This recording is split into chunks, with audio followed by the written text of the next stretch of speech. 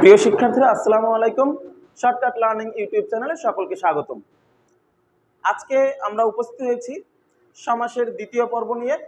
দ্বিতীয় পর্বে আমরা দুটো সমাস নিয়ে আলোচনা করব। এক, অব্যয়ভাব সমাস। দুই, তৎপুরুষ সমাস। আমাদের এইচএসসি 2024-এর বাংলা দ্বিতীয়র ব্যাকরণ অংশের নিয়মিত আয়োজনের নিয়মিত আপডেট পেতে আমাদের চ্যানেলটাকে অবশ্যই সাবস্ক্রাইব করে রাখুন। আমাদের ভিডিওটি ভালো লাগলে লাইক দিয়ে পাশে থাকুন এবং আপনাদের সুন্দর সুন্দর মতামতগুলো অবশ্যই কমেন্টস বক্সে জানাতে ভুল করবেন না। সমাসের আজকে দ্বিতীয় পর্বে আমাদের আলোচনার বিষয় অব্যয়ভাব সমাস ও তৎপুরুষ সমাস। অব্যয়ভাব সমাস, আমি আগের দিনই বলেছিলাম যে নামের মাধ্যমেই আমরা সমাসকে চিহ্নিত করব। অর্থাৎ আমরা বলি না যে কি ভাব, এমন ভাব যে ভাব দেখলে মনে হয় কি না কি হয়ে পড়ছে। তো অব্যয় ভাব এর ভিতরেও আছে ভাব।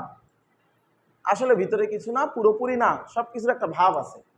অর্থাৎ আমি বলি অব্যয় অব্যয় ভাব, বন বন ভাব, উপবন, কুল কুল ভাব, উপকূল, আচার্য আচার্য ভাব, উপাচার্য। অর্থাৎ যার ভিতরে পরিপূর্ণতা নাই, কোনো কিছুর ভাব আছে, এটা হচ্ছে অব্যয় ভাব। পরিপূর্ণতা নাই বলতে, কোনো কিছুর ভাব আছে বলতে আমি বোঝাই এরকম যে ও নিজে পুরোপুরি কিছু না। যেমন বন, একটা বন, উপবন, প্রায় বন, পুরোপুরি বন না, এদের একটা ভাব আছে। অব্যয়ভাব সমাসের অধিকাংশ ক্ষেত্রে এর শুরুতে উপসর্গ আসে। যেমন আমরা যদি বোর্ডের দিকে তাকাই, উপকূল উপ একটা উপসর্গ, আকণ্ঠ আ একটা উপসর্গ এবং উপবন উপ একটা উপসর্গ। আচ্ছা, যখন কোনো শব্দের শুরুতে এরকম উপসর্গ দেখব, আমরা ধরে নিব যে এটা হচ্ছে অব্যয়ভাব সমাস। অব্যয়ভাব সমাসের দিকে যদি আমরা দেখি, অব্যয়ভাব সমাসের শেষে যখন এর ব্যাসবাক্য করবো, এটাকে ভাঙাবো, অব্যয়ভাব সমাসকে যখন আমরা ব্যাসবাক্যে রূপান্তর করব, তখন এর অধিকাংশ ক্ষেত্রে এর শেষে পর্যন্ত, সমীপে, সদৃশ ইত্যাদি শব্দ এসে থাকে। যেমন উপকূল, এর ভিতরে কুলকুল ভাব আছে। আমরা খেয়াল করি, এটাকে যখন আমরা ব্যাসবাক্য করব, আমরা লিখব কুলের সমীপে, মানে কুলের নিকটে, পুরোপুরি কুলে না কিন্তু কুলের নিকটে, এটা হচ্ছে উপকূল, মানে কুলের সমীপে। এরপরে যখন দেখি আকণ্ঠ, আকণ্ঠকে যখন আমরা ভাঙাবো তখন বলবো কণ্ঠ পর্যন্ত। এটা কিন্তু আমাদের কণ্ঠ না, কণ্ঠ পর্যন্ত সীমা না, কণ্ঠের আগ পর্যন্ত, এটা হচ্ছে আকণ্ঠ, পুরোপুরি শুধু কণ্ঠ না। আবার যদি আমরা বলি উপবন, তাহলে আমরা বলবো বনের সদৃশ, উপবন মানে বনের মতো, বড় বন না, অনেকটা দেখলে মনে হবে বনের মতো কিন্তু আসলে বড় বন না, বন বন ভাব, এটাকে বলা হয় উপবন। তার মানে যার ভিতরে কোনো কিছুর পরিপূর্ণতা নাই, সেটা হচ্ছে অব্যয় ভাব, কোনো কিছুর ভাব আছে, এটা হচ্ছে অব্যয় ভাব সমাস। আর একটা জিনিস, যখন কোনো শব্দের শুরুতে আমরা উপসর্গ দেখব, কারণ আমাদের মূল এই সমস্ত পদটা দেয়া থাকবে, সমস্ত পদের শুরুতে যদি আমরা উপসর্গ দেখি তাহলে আমরা বুঝে নিব এটা অব্যয় ভাব সমাস। সেই হিসেবে আমরা লাস্টে নিকটে বুঝালে সামীপ্যে আনবো, কোনো কিছুর সীমানা শেষ পর্যন্ত বুঝালে সেটা পর্যন্ত নিয়ে আসবো, আর কোনো কিছু মতো বুঝালে সাদৃশ নিয়ে আসবো। এরপরে আমাদের দ্বিতীয় আলোচনার বিষয় হচ্ছে তৎপুরুষ সমাস। তৎপুরুষ সমাস সম্পর্কে আমি আগের দিন বলেছিলাম যে তৎপুরুষ সমাসেও পরের পদের অর্থটাই প্রধান, তবে তৎপুরুষ সমাসের ভিতরে অধিকাংশ ক্ষেত্রে বিভক্তি চলে আসে। শিক্ষার্থীরা, আমি বোর্ডের দিকে তাকাই, বিভক্তি 7 প্রকার হয়ে থাকে। এর ভিতরে সাধারণত তৎপুরুষ সমাসের ক্ষেত্রে প্রথমা বিভক্তির কোনো ব্যবহার দেখা যায় না, বিভক্তি দ্বিতীয়া থেকে শুরু হয়। এক্ষেত্রে দ্বিতীয়া থেকে সপ্তমী পর্যন্ত যে শব্দের মাঝখানে যে বিভক্তিটা প্রবেশ করবে ওইটা ওই তৎপুরুষ সমাস। অর্থাৎ যদি দ্বিতীয় বিভক্তি থাকে, দ্বিতীয় বিভক্তি লোপ পায়, সেটা হচ্ছে দ্বিতীয় তৎপুরুষ সমাস। যদি তৃতীয়া থাকে তৃতীয়া তৎপুরুষ, যদি চতুর্থী থাকে চতুর্থী তৎপুরুষ, যদি পঞ্চমী থাকে পঞ্চমী তৎপুরুষ, যদি ষষ্ঠী থাকে ষষ্ঠী তৎপুরুষ, সপ্তমী থাকলে সপ্তমী তৎপুরুষ। আমরা কতগুলো উদাহরণ দিয়ে দিয়েছি, বোর্ডের দিকে আমরা তাকাই। দুঃখ প্রাপ্ত, অর্থাৎ কেউ যখন দুঃখ পায় তাকে কি বলা হয়? দুঃখ প্রাপ্ত। দুঃখ কে প্রাপ্ত, দুঃখপ্রাপ্ত। এই দুঃখপ্রাপ্ত এটা হচ্ছে দ্বিতীয় তৎপুরুষ সমাস, কারণ এর মাঝখানে কি ছিল? কে ছিল। ব্যাস বাক্যে কে ছিল, কিন্তু সমস্তমান পদে কে নাই। এক কথায় যখন কোনো সমাস থেকে ব্যাস বাক্য থেকে বিভক্তি হারিয়ে যায়, যখন কোনো সমাসের ব্যাস বাক্য থেকে বিভক্তি হারিয়ে যায় সেটাই তৎপুরুষ সমাস। ব্যাস বাক্য কি? দুঃখ কে প্রাপ্ত, সমস্ত পদ দুঃখ প্রাপ্ত, অর্থাৎ সমস্ত পদের মাঝখানে এই ব্যাস বাক্যের যে বিভক্তিটা ছিল সেই বিভক্তিটা নাই, আর এই বিভক্তিটা না থাকার কারণে এটা তৎপুরুষ সমাস। এখন কোন বিভক্তিটা হারাইছে? কে বিভক্তি হারাইছে। কে বিভক্তিটা কোন বিভক্তি? দ্বিতীয় বিভক্তি, অর্থাৎ এটা দ্বিতীয় তৎপুরুষ সমাস।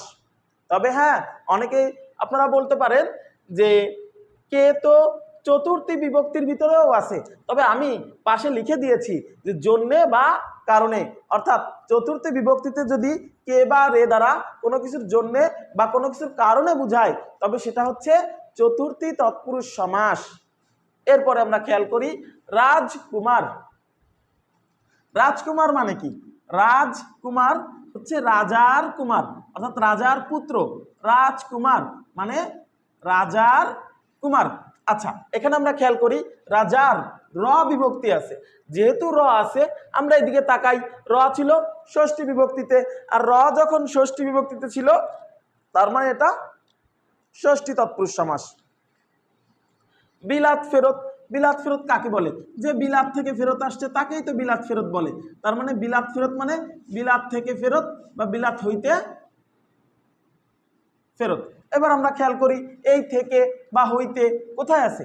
পঞ্চমীতে আছে। যেহেতু হইতে বা থেকে এটা পঞ্চমীতে আছে, সুতরাং এটা পঞ্চমী তৎপুরুষ সমাস। তারপরে আমরা খেয়াল করি বনবাস, অর্থাৎ বনে বাস। বনে বাস সে হচ্ছে বনবাস। বন এইটা একার আছে, এ হচ্ছে সপ্তমী বিভক্তিতে আছে, অর্থাৎ বনবাস এটা হচ্ছে সপ্তমী তৎপুরুষ সমাস। তারপরে খেয়াল করি গায়ে পড়া। গায়ে পড়া, গায়ে পড়া এটা গায়ে পড়াই হয়।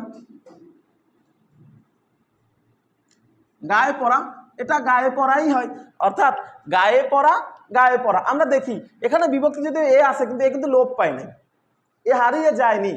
যখন কোনো তৎপুরুষ সমাসের ভিতর থেকে বিভক্তি লোপ না পায় তাকে বলা হয় অলুক তৎপুরুষ সমাস।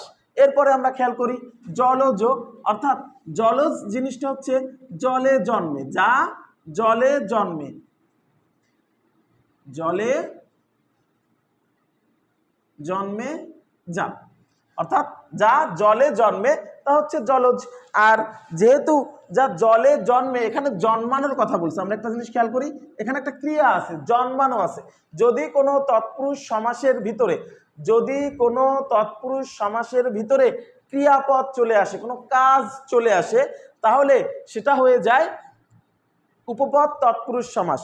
যদি কোনো তৎপুরুষ সমাসের ভিতরে ক্রিয়াপদ চলে আসে তখন সেটা হয়ে যায় উপপদ তৎপুরুষ সমাস। অর্থাৎ জলে জন্মে যা, জন্মানো একটা কাজ, আর যেহেতু তৎপুরুষ সমাসের ভিতরে এখানে একটা কাজ বুঝাইছে সুতরাং এটা হচ্ছে উপপদ তৎপুরুষ সমাস।